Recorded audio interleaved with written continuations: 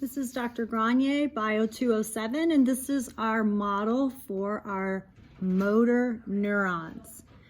For this model, we want you to know that this is the cell body.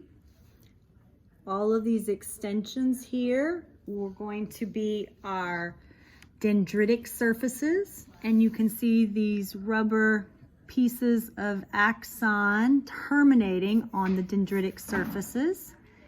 They're there. This is going to be our axon hillock, and then our axon will extend down. The axon will then come up here and continue to extend down, and we get to see our neuroglial support cells for this neuron. This is a peripheral neuron, and this neuroglial support cell is a Schwann cell. We also get to see that our connective tissue that wraps around the axon as well as the neuroglial Schwann cell and protects them, and also helps to prevent any electrical activity from jumping from one neuron to other neurons, is here. Because this is around an individual neuron, this is our endoneurium.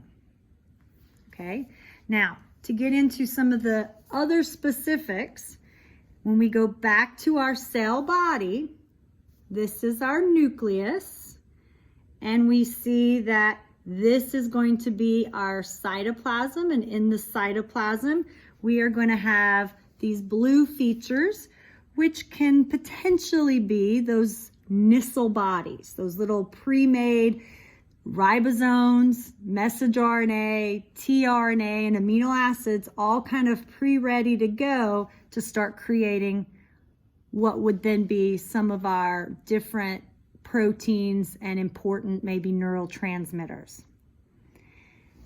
We also see a little bit of the black here, might represent some of the filaments that help neurons walk things up and around. So those would be our neurofibrils.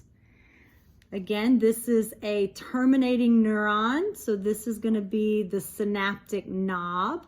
This will be a synapse, and the space between this membrane and the membrane of our synaptic knob will be our synaptic cleft.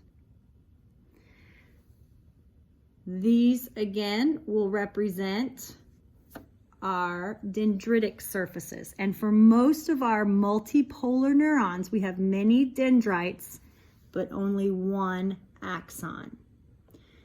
For our axon, this will be the axon hillock. This is where all of the changes at each of these synapses, all of those electrical changes are trying to slowly make their waves of excited, so to try to get the axon hillock to generate an action potential, or our inhibitory waves to try to prevent threshold and prevent action potentials. This is where they're heading. So a neuron like here that is almost directly on the axon hillock might have a more pronounced influence on whether this neuron channels and continues to carry the signal from this guy versus maybe one of these further away synapses. All right, moving again into our axon, you can see inside the axon there's mitochondria. There continues to be some Nissl bodies. There continues to be some cytoplasm, which because it's in the axon, we may now refer to it as the axoplasm.